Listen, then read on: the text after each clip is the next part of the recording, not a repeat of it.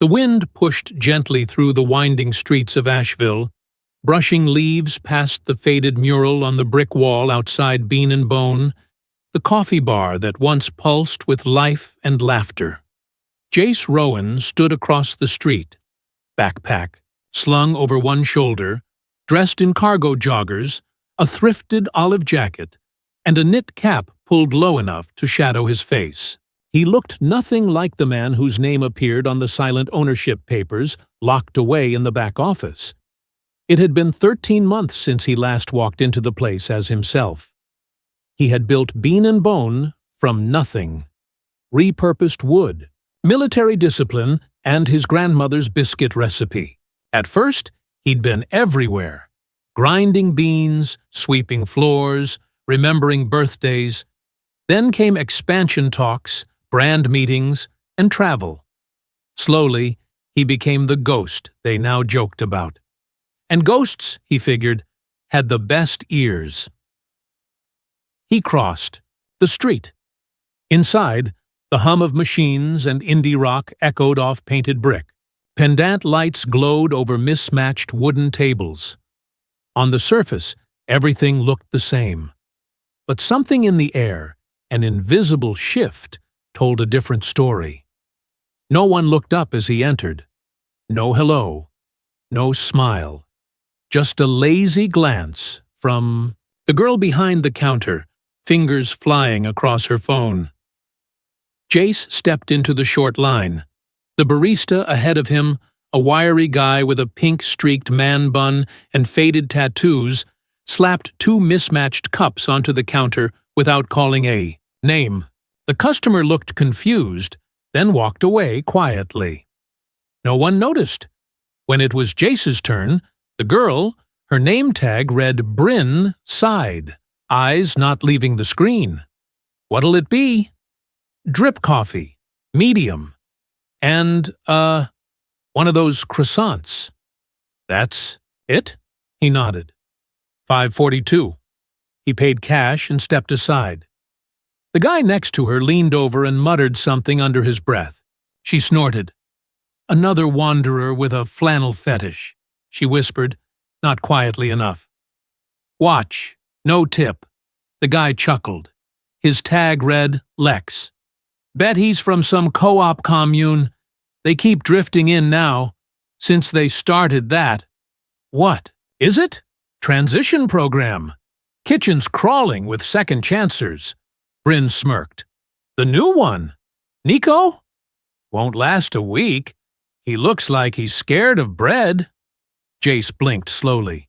The cup in his hand felt hot, but his chest went cold. He took a quiet breath and turned toward the side window. A man in a tweed coat sat alone, stirring cream into his cup. Forgotten. A college kid waved twice at the counter and gave up. None of it was loud, just small silences stacking like bricks. He took a sip. It was decent, but it didn't taste like his place. 15 minutes passed before he stood and walked out without touching the croissant. He didn't look back. Around the corner, the alley behind the bar smelled faintly of yeast and fryer oil. A metal door stood, open a few inches, held by a crate. Jace moved closer. Inside, he heard Nico. I don't mind doing prep, the young man said quietly. I wasn't told I'd be alone after lunch. Lex laughed. Welcome to the bone pile, kid. You're on your own unless the muffins catch fire. Another voice cut in. Calm, firm. Cut it, Lex. That voice stopped Jace in his tracks. Callan, the head baker. One of the few originals. The man spoke rarely, but always when it mattered. You forget why we started hiring from the program? Callan said. Jace believed in second shots. That hasn't changed. Lex snorted. Jace isn't here. He's always here, Callan replied. You just forgot how to see him. Silence. Jace took 2 steps back from the door. The metal creaked under his weight, but no one noticed. He walked back to the main street with his hands in his jacket pockets, his breath rising in the cold mountain air. It wasn't rage he felt. Rage would have been easy. This was worse, an ache under his ribs. This place used to feel like a campfire, not a machine. What had they done with the warmth? As the sun dropped behind the rooftops, Jace pulled out his phone. His thumb hovered. Over the staff group chat, he typed one line. Mandatory team meeting tomorrow morning. 7:30. No exceptions, no emojis, no explanation. He hit send, walked to his truck, parked half a block away, and sat inside as the cabin filled with the smell of old coffee and pine air freshener. Through the windshield, he watched a couple step out of Bean and Bone, not talking, not smiling. He used to know every customer's name. Jace closed his eyes and whispered the words his grandmother once told him in a worn-out Georgia kitchen. Love without presence turns to dust. The coffee bar wasn't dead, but something was dying inside it, and Jace Rowan wasn't about to let it go without a fight. Jace parked 3 blocks away the next morning. The sky was still navy blue, the streets quiet except for a few joggers, and early delivery vans. He held a thermos in one hand and a leather folder in the other, walking slow toward the place he built, but now barely recognized. As he neared Bean and Bone, he caught sight of Callan standing by the side entrance, sipping from a chipped mug. The baker's face was half-shadowed, but he looked up, gave a slow nod, and turned to unlock the door. Inside, the place smelled like cinnamon and melted butter. It should have comforted him, but instead, it felt like a photo from a life that wasn't his anymore. Jace stepped into the dining area. The lights were dimmed low. The staff had started to trickle in, yawning, confused, barely awake. Lex arrived next, slouching in with a hoodie pulled tight, earbuds stuffed in, expression unreadable. Bryn followed minutes later, holding a half-eaten banana and scrolling her phone like it owed her money. Nico crept in after them, avoiding eye contact, apron already tied around his waist. They clustered by the bar, whispering, unsure whether to sit or stand. Jace didn't speak right away. He placed his folder on a table, unzipped his coat, and looked around. No one said his name, but they all knew now. The silence stretched, as if the walls themselves were listening. I opened this place with $600, a borrowed espresso machine, and no backup plan, he began. We had 2 tables and 1 oven that overheated every Friday.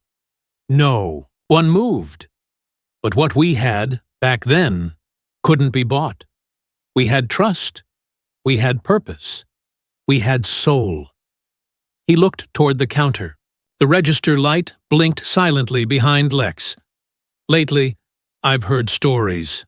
Stories I never expected to hear about this bar.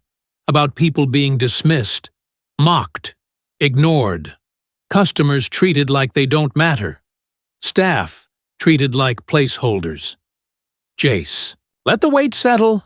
I came in yesterday. Not as the boss, just another face in line. Eyes widened. Bryn blinked twice. Lex leaned back against the counter. I stood 10 feet from here and heard 2 of you drag Nico through the dirt before he'd even finished his first week. Nico shifted on his heels, jaw tight. And I watched someone's grandfather walk out without a single goodbye. Still, no one spoke. I didn't yell then because I needed to listen first. But I'm speaking now. His voice sharpened. This bar doesn't belong to your bad moods. It doesn't belong to indifference. It belongs to the woman who taught me to stir batter by feel, not by recipe. It belongs to people who still believe in showing up like it matters. He paused just long enough for discomfort to bloom. So, here's what's changing. He tapped the folder on the table. Starting this week, We're rebuilding.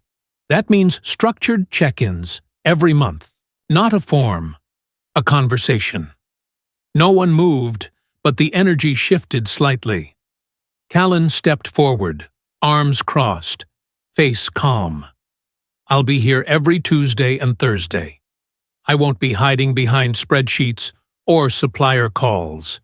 You'll see. Me, you'll talk to me, and I'll listen. Jace pulled a folded sheet from the folder. We're also introducing peer feedback. That means your co-workers will speak to how you carry yourself, not just whether you hit your marks. He held the sheet in the air for a moment, then placed it beside the register. But none of this matters if you don't care. His gaze landed directly on Lex, then drifted to Bryn. This bar doesn't survive on caffeine. It runs on presence, on people who choose respect, even when no one's watching. A long pause followed. If that's not what you want, if this is just a paycheck to you, then I'll make it easy. 2 folders will be here at open tomorrow. He walked over and placed 2 identical folders on the back counter. One for those staying, one for those stepping away. Sign your name. No drama. If you're leaving, you'll finish your shift and get 2 weeks' pay. No hard feelings. But stay only if you believe this place deserves more than your minimum. Lex looked down. Bryn crossed her arms. Nico's hands trembled slightly, but he didn't flinch. Callan gave a slow nod from the side, like a silent anchor holding the room steady. Jace folded the empty folder closed. Now, he said quietly, we open in 30. No applause followed. No cheers, just the sound of feet shifting and minds recalibrating. People peeled off, some heading for the kitchen, others toward prep stations. Bryn lingered by the espresso machine, unsure. Lex walked to the back without speaking. Nico started arranging, cutlery, with deliberate care. Jace remained near the entrance, watching everything, but saying nothing. He wasn't looking for perfection. He was listening for effort. The sun climbed steadily over the hills, spilling light across the brick walls of Bean and Bone. Inside, tension clung to the corners, like dust no one had bothered to sweep. By 7:26 a.m., the staff had begun to gather again, quieter this time, hands stuffed in pockets, backs against walls. No one joked. No one scrolled. Even the speakers near the register stayed silent, humming low static instead of music. Jace entered at exactly 7:30. No coat, no hat. Just a dark blue shirt rolled at the sleeves, and a calm expression that made no one feel safe. His boots tapped softly across the floor as he approached the same table from the day before. The leather folder was still there. Untouched, he stood for a moment, letting the silence breathe. My grandmother's name was Mabel Rowan, he said, eyes on no one in particular. She ran a pie cart out of a borrowed van and made sure every kid in our block ate before bed, whether they paid or not. Someone exhaled quietly. She believed food could break walls people didn't know they built. So when I left the army and started this bar, I used her recipe for blueberry crumble. First thing on the menu. First memory in the kitchen. Callan nodded once, subtle and proud. I wasn't trying to build an empire, Jace continued. I just wanted to build a place where people were seen. He stepped away from the table. But yesterday, I watched a teenager wait 10 minutes for napkins. I saw 2 friends leave without ordering after being ignored. And I stood in the same spot where I used to serve drinks, completely invisible. Eyes flickered. Feet shifted. Bryn bit her lip. I heard my staff joke about guests like they were a burden. I listened to people I pay talk about others like they didn't matter. Lex rubbed his neck but said nothing. I failed too, Jace admitted, letting the words fall flat. I disappeared. I chased numbers. I left this place without leadership. And you can't expect a place to grow if the roots are dry. He turned to the counter and placed both hands on it. I'm not asking for perfection. I'm asking for presence. His voice didn't rise, but it gained weight. If you stayed here just for tips or routine, I get it. But this place wasn't meant to be a transaction. It was supposed to be an invitation. For each other. For second chances. For community. A silence settled that didn't feel cold. It felt reflective. Nico, how long have you been here now?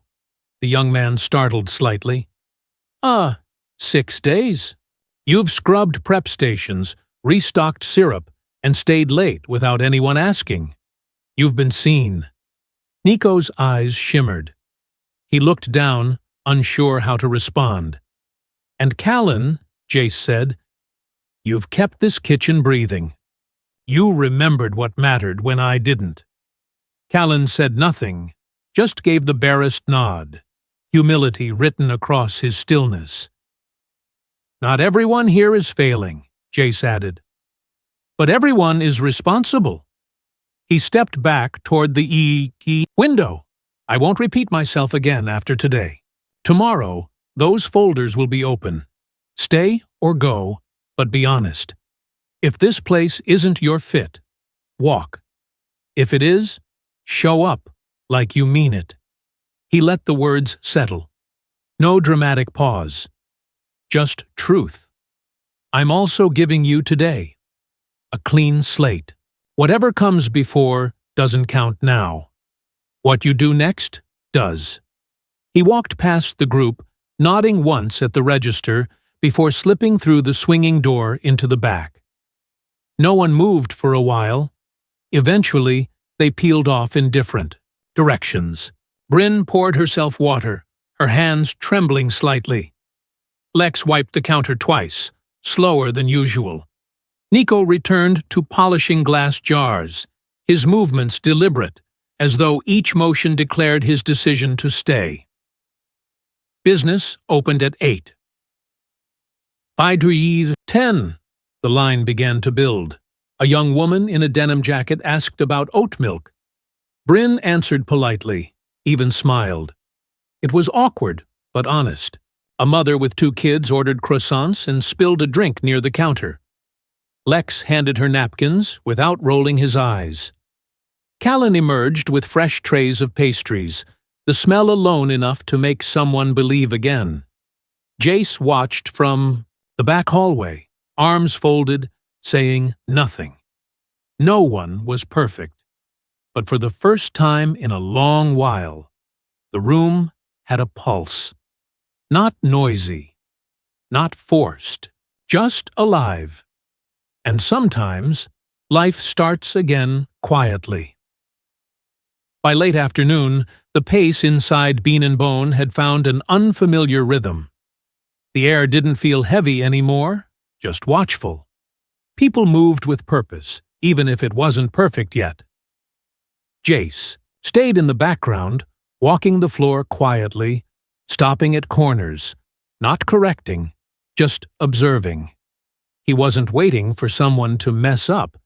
He was hoping to catch them choosing differently. The regulars returned. An old man with a limp came in for his usual chamomile. Bryn approached his table with unexpected care, setting his cup down without spilling a drop. She didn't linger, but she didn't vanish either. He smiled at her, and this time she noticed. Lex stayed behind the counter. He spoke only when necessary, but there was no sarcasm in his tone. When a delivery guy arrived with 2 crates instead of 3, Lex didn't blame anyone. He signed and went back to wiping the espresso machine. Quiet, but clean. In the kitchen, Callan led with steady hands. Nico watched him closely, mimicking technique, adjusting posture, checking oven settings, without being asked. It was hard work, but no one was rushing to clock out. At 2:15, Jace called a break. Not a formal meeting, just a pause. He gathered them by the counter, staff spaced out loosely like hesitant dancers, unsure if the music was starting. He held up 2 manila folders, one in each hand. "These stay here," he said simply, placing them on the counter. "One says stay. One says step away. No pressure, no judgment." He looked at each person, not with challenge, but clarity. "You have until closing. Sign whichever fits who you are now." Nobody replied.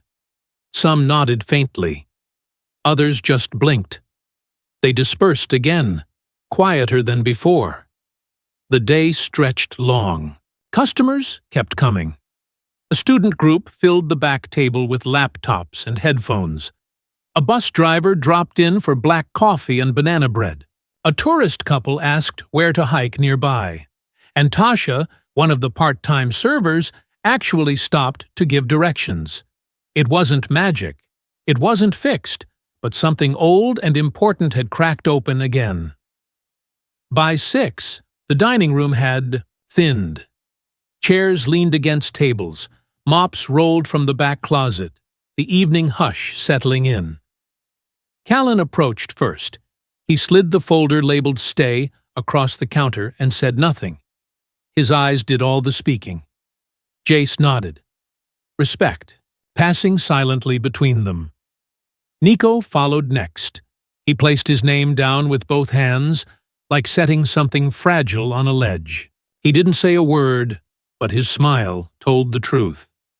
Then came Tasha, her name a quick scribble, head held high. One by one, they came forward. Even Bryn, near the end of the shift, walked over without hesitation. She met Jace's gaze, held it for a second, and wrote her name cleanly before walking back toward the sink to finish dishes. Only Lex remained. He hadn't said much all day. No smart remarks. No apology either. At 7:42, when the door was locked and lights dimmed, he stepped out from the back with the other folder tucked beneath his arm. He stood in front of Jace without flinching. "I'm not signing yet," he said. Jace raised an eyebrow. "You waiting for something?" Lex shook his head. "I need one more day." "That won't change the folder." "I know," he said, "but it might change me." Jace gave a slow nod, then walked away without another word. Outside, the sky had turned dusky orange, the kind of light that made brick buildings look soft and storefronts glow like lanterns. Jace locked up behind them. Inside, behind the counter, the folders remained untouched on the steel prep table. One thicker than the other. Progress was never loud. It crept in through choices, and sometimes it waited for the last hand to move. The morning broke, with rain tapping on the windows like a soft warning. Inside Bean and Bone, the air smelled of nutmeg and toasted oats. Jace stood alone behind the counter, wiping the same spot with a clean rag, not because it was dirty, but because his hands needed something to do. The folders sat where he'd left them, one now closed and full, the other half open with only a few blank pages inside. At 7:10, the first person through the door was Nico. His hoodie was gone, replaced by a dark green pullover and a tighter haircut. He walked like he belonged, even if he wasn't used to it yet. "Morning," he said with a nod. Jace returned it. "Good to see you." By 7:30, the rest had arrived. Callan passed out fresh-baked cinnamon knots without saying a word. Tasha prepped the tables, humming something cheerful under her breath. Bryn adjusted the chalkboard menu, erasing yesterday's smudges with slow, careful strokes. Jace didn't call a meeting. He didn't need to. The room already knew what today was about. At 7:52, Lex walked in. He wasn't late, but he wasn't early either. His sweatshirt was plain, hair pulled back neatly, no earbuds in sight. He went straight to the counter, placed the thinner folder down, and opened the thicker one. He wrote his name without hesitation. Then he looked up. "I didn't sign yesterday because I didn't earn it," he said. Not loud, just honest. "But I'm here now." Jace studied him for a moment. No grin, no excuses. "All right," Jace said. "Let's get to it then." The bar opened on time. The first customer was a teacher from the nearby community college, who ordered chai and smiled when she saw Callan behind the counter. Tasha greeted her like an old friend. More people came. A contractor stopped in for coffee and banana bread. A teenager asked about working weekends. Nico stepped in, explaining the application process with surprising ease. Bryn handled the morning rush with focus, calling out names clearly, checking lids, wiping counters. She smiled more. It no longer looked like it hurt. At 10:17, an older woman in a navy coat left a folded note under her plate. Tasha found it and handed it to Jace. He read it once, then again. It said, "Been coming here since the start. Thought this place lost its heartbeat. But today, it's back. Thank you, whoever you are." Jace didn't pocket the note. He pinned it to the corkboard behind the register, next to an old photo of his grandmother holding a tray of biscuits with her apron dusted in flour. The staff saw it. No one commented. By noon, everything was smooth. Orders were prompt. Tables were cleared without reminders. No voices snapped. No eyes rolled. It wasn't perfect, but it was real. Before closing, Jace walked through the back door and into the cool air. He leaned against the wall and looked up at the weather-worn sign. The corner bulb still flickered. He left it untouched. Callan joined him a moment later, arms folded. "You good?" he asked. Jace nodded. "Better than I've been in months." They stood there in silence for a while, watching the sky settle into gray. "Place feels lighter," Callan said finally. Jace didn't answer immediately. He turned to the window, watching Bryn refill the napkin holder while Nico swept the floor. "Because they showed up," he said. "For the place. For each other." Callan looked down the block where rain began again, light and steady. "What now?" Jace smiled, small and tired, but real. "Now we keep watering it." He walked back inside, behind him. The door clicked shut. Not loud, not final, just steady, like something closing gently so something else could begin.